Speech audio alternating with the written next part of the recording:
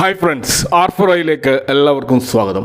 ഇന്ന് നിഫ്റ്റി നേരിയ ഒരു ഇടിവോടെ അതിൻ്റെ 50-ഡേ മൂവിംഗ് ആവറേജ് ആയ 25,803 ആ ലെവലിനോട് അടുത്തോട്ട് പോയി. ഏകദേശം 25,821 ക്ലോസ് ചെയ്തത്.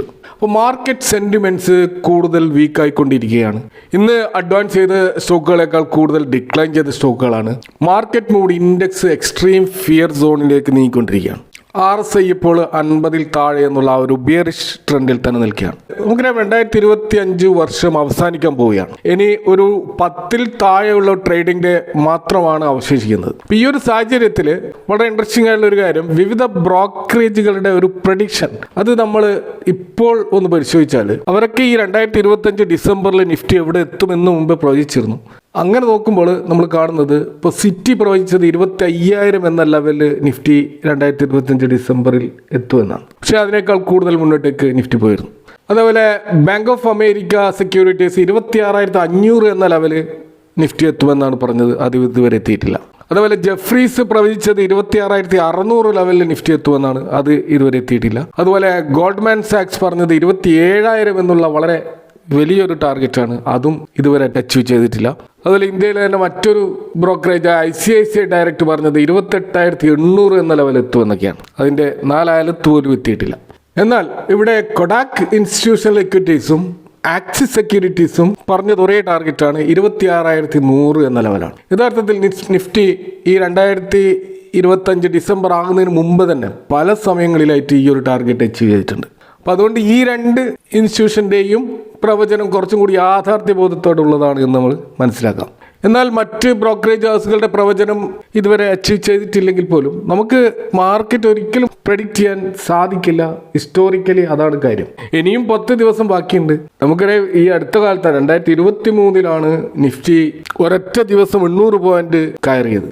ഈ 10 ദിവസത്തിനുള്ളിൽ അത്തരത്തിലുള്ള ഒരു കയറ്റം ഉണ്ടാവില്ല എന്ന് നമുക്ക് പ്രവചിക്കാൻ കഴിയില്ല. അപ്പോൾ ഏതായാലും ഡിസംബർ അവസാനിക്കുന്നത് വരെ നമുക്ക് കാത്തിരിക്കാം. ഇനി നമ്മൾ ഇന്നലത്തെ ഒരു പ്രധാനപ്പെട്ട ഇവൻ്റായ US ജോബ് ഡാറ്റ അത് നമ്മൾ പരിശോധിച്ചാൽ 64,000 പുതിയ ജോബുകൾ എംപ്ലോയേഴ്സ് ക്രിയേറ്റ് ചെയ്തിട്ടുണ്ട് നവംബർ മാസത്തിൽ. പക്ഷേ അൺഎംപ്ലോയ്മെന്റ് റേറ്റ് 4.6% ആയിട്ട് ഉയർന്നിട്ടുണ്ട്. അത് സ്ട്രീറ്റ് എക്സ്പെക്ടേഷനേക്കാൾ കൂടുതലായിരുന്നു. അപ്പോൾ ഈ ഒരു ഡാറ്റയോട് US മാർക്കറ്റ് വളരെ മിക്സഡ് ആയിട്ടുള്ള ഒരു റിയാക്ഷനാണ് നടത്തിയതെന്ന് കാണാം. ഇപ്പോൾ മേജർ ഇൻഡെക്സുകളായിട്ടുള്ള ഡൗ ജോൺസും S&P 500 നെഗറ്റീവിലാണ് ക്ലോസ് ചെയ്തതെങ്കിൽ നാസ്ഡാക്ക് പോസിറ്റീവിലാണ് ക്ലോസ് ചെയ്തത്. അപ്പോൾ തീർച്ചയായിട്ടും ഒടുവിൽ വന്നിട്ടുള്ള ഈ ഒരു ജോബ് ഡാറ്റ ഫെഡറൽ റിസർവിനെ സംബന്ധിച്ചിടത്തോളം ഒരു വെയിറ്റ് ആൻഡ് വാച്ച് മോഡിലേക്ക് അവർ പോകാൻ കാരണമാകും. അപ്പോൾ പെറോൾ വർദ്ധിച്ചത് സ്വാഭാവികമായിട്ടും ഈ ഫെഡറൽ റിസർവ് അവരുടെ അടുത്ത റേറ്റ് കട്ടുമായി ബന്ധപ്പെട്ട ഡെസിഷൻ വളരെ പെട്ടെന്ന് എടുക്കേണ്ട ഒരു ആവശ്യമില്ല എന്ന തലത്തിലേക്ക് പോകാനുള്ള സാധ്യതയുണ്ട്. അതുകൊണ്ട് തന്നെ ജനുവരിയിൽ നടക്കാൻ പോകുന്ന FOMC മീറ്റിങ്ങിൽ ഇൻട്രസ്റ്റ് റേറ്റ് നിലവിലുള്ള അവസ്ഥ തുടരാനുള്ള സാധ്യതയാണുള്ളത്. എന്നാൽ കുറച്ചുകൂടി മീഡിയം ടേമിലേക്ക് നോക്കുമ്പോൾ ഈ ഒരു അൺഎംപ്ലോയ്മെന്റ് റേറ്റ് തുടർച്ചയായിട്ട് ഈ രീതിയിലേക്ക് ഉയർന്നു വരികയാണെങ്കിൽ, അതേപോലെ തന്നെ നിലവിലുള്ള കൺസ്യൂമർ ഡിമാൻഡ് കുറഞ്ഞു വരുന്നതും ഒരുപക്ഷെ മാർച്ച് മാസം അവസാനമാകുമ്പോഴേക്കും മറ്റൊരു റേറ്റ് കട്ടിനെ കുറിച്ച് ഫെഡറൽ റിസർവ് ചിന്തിക്കാൻ കാരണമായേക്കും. ഏതായാലും നെക്സ്റ്റ് വരാൻ പോകുന്ന ഇൻഫ്ലേഷൻ ഡാറ്റ കൂടി വളരെ പ്രധാനപ്പെട്ടതാണ്. ആ ഒരു ഡാറ്റയും കൂടി ഇതിനോട് ചേർത്ത് വായിക്കേണ്ടതുണ്ട്. അതുകൊണ്ട് തന്നെ ആ ഒരു ഡാറ്റയ്ക്ക് വേണ്ടിയിട്ടാണ് ഇപ്പോൾ ഇൻവെസ്റ്റേഴ്സ് കാത്തിരിക്കുന്നത്. ഇനി ഡൊമസ്റ്റിക് മാർക്കറ്റിലേക്ക് വന്നു കഴിഞ്ഞാൽ നമ്മുടെ ഇന്ത്യൻ മാർക്കറ്റിൽ പുറകിലോട്ട് വലിച്ചുകൊണ്ടിരിക്കുന്നത് ഇന്ത്യൻ റുപ്പിയുടെ ഡിവാലുവേഷൻ ആണെന്ന് നമുക്കറിയാം. പക്ഷെ ഇന്ന് റുപ്പി കുറച്ചുകൂടി സ്ട്രെങ്ത് നേടിയതായിട്ട് നമുക്ക് കാണാൻ കഴിയും. കാരണം ഇന്ന് അതിൻ്റെ ലോ 89 എന്ന ലെവലിലേക്ക് വന്നിരുന്നു. അപ്പോൾ അവിടെ RBI ഇടപെടൽ ഉണ്ടായിട്ടുണ്ട്. ഇത് കൂടാതെ ഡോളർ ഇൻഡെക്സ് കുറച്ച് വീക്കായിരുന്നു. അതുപോലെ ഇന്നലെയൊക്കെ ക്രൂഡ് ഓയിൽ വളരെയധികം ഡൗൺ ആയിരുന്നു. അതിൻ്റെയൊക്കെ ഒരു എഫക്റ്റ് ആവാം റുപ്പി കുറച്ച് സ്ട്രെങ്തൻ ചെയ്യാൻ കാരണം.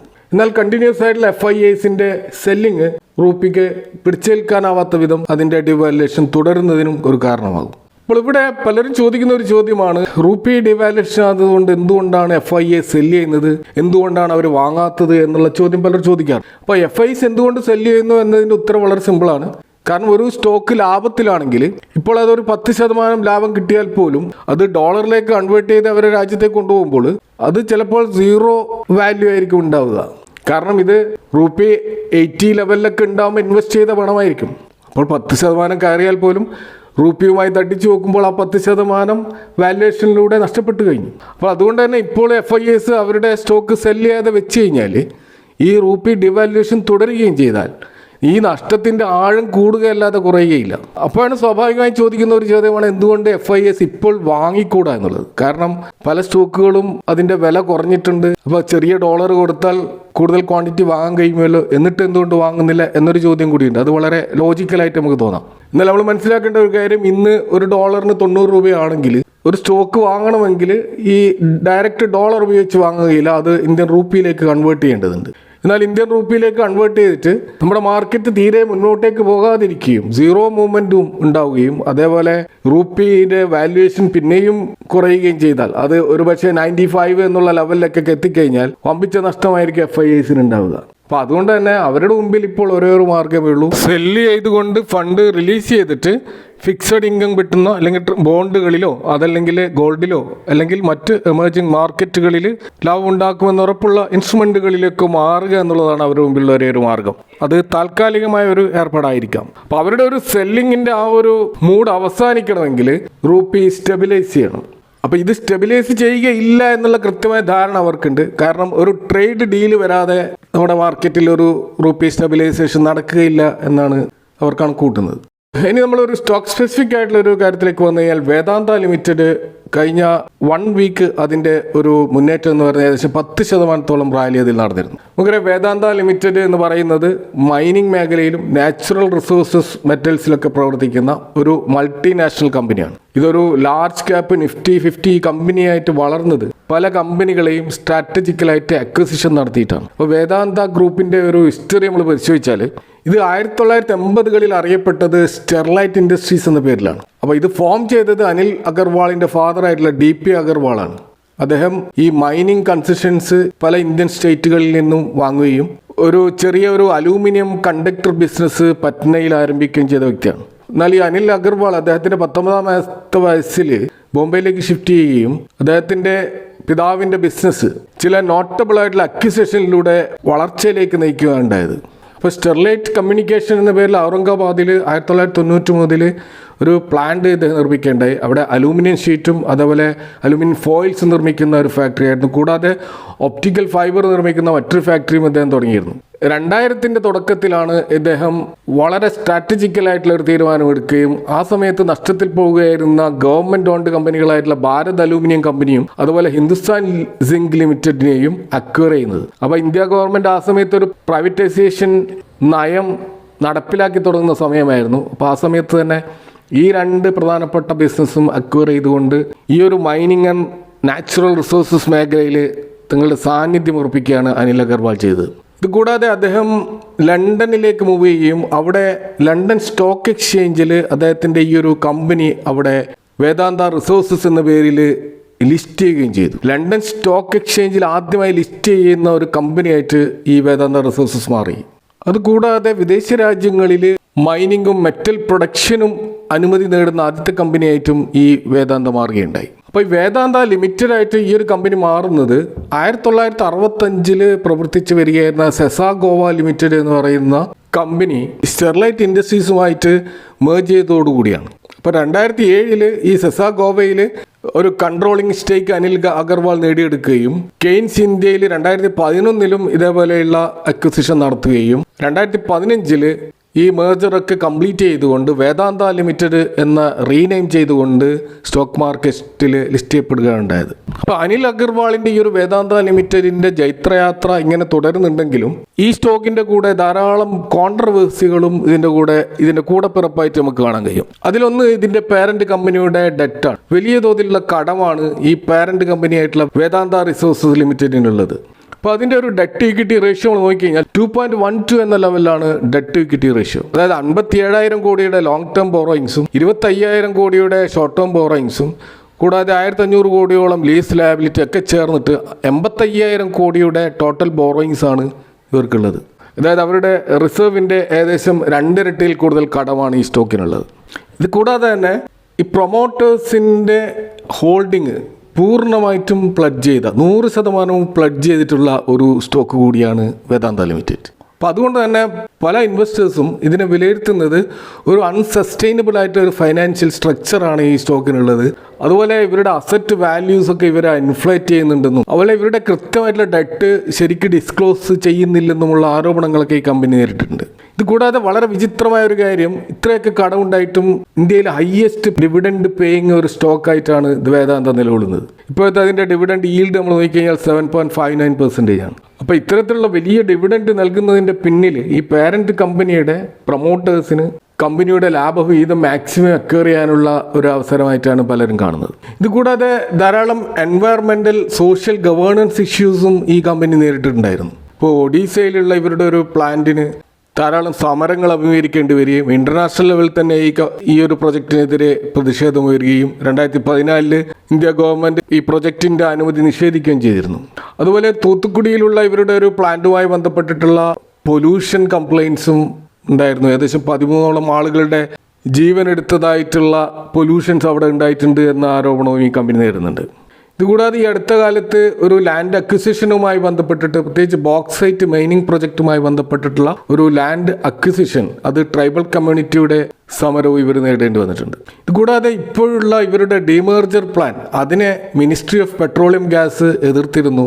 കാരണം ഈ കമ്പനി ഫൈനാൻഷ്യൽ റിസ്കിലുള്ള ഒരു കമ്പനിയാണെന്നും അസറ്റ് മിസ്ഇൻറ്റർപ്രിറ്റേഷൻ ഉണ്ടെന്നും ഇവരുടെ കൃത്യമായിട്ടുള്ള കടവും ലാബിലിറ്റിയൊന്നും ഇവർ ഡിസ്ക്ലോസ് ചെയ്യുന്നുമില്ല എന്നൊക്കെയുള്ള ധാരാളം ആരോപണങ്ങൾ കാരണമാണ് ഈ ministry of petroleum and natural gas ഇതിനെ എതിർത്തത്. അപ്പോൾ ഇത്തരത്തിലുള്ള ധാരാളം എതിർപ്പുകൾ നേരിട്ടുകൊണ്ടിരുന്ന കമ്പനിയാണ് ഇപ്പോൾ ഏറ്റവും ഒടുവിൽ ഡീമേർജർ പ്ലാനുമായിട്ട് വന്നത്. അതിപ്പോൾ നാഷണൽ ലോ ട്രിബ്യൂണൽ അപ്രൂവൽ ചെയ്തിരിക്കുകയാണ്.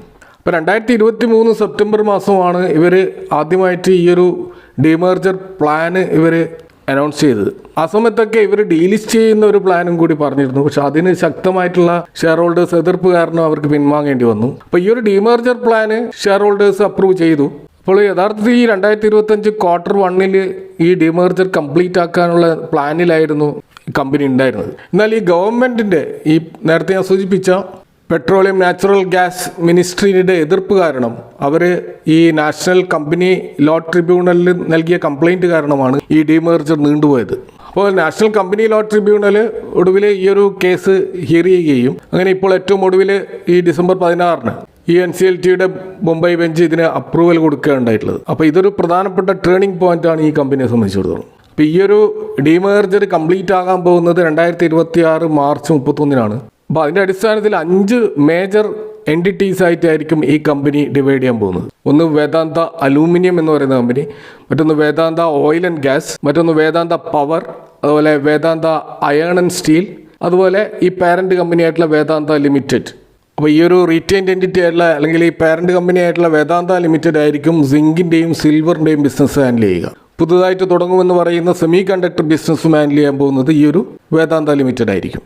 അപ്പോൾ ഷെയർ ഹോൾഡേഴ്സിനെ സംബന്ധിച്ചിടത്തോളം വേദാന്തയുടെ ഒരു ഷെയറുള്ള ആൾക്ക് ഈ 5 കമ്പനികളുടെയും ഷെയറുകൾ ലഭിക്കുമെന്നാണ് മനസ്സിലാക്കാൻ കഴിയുന്നത്.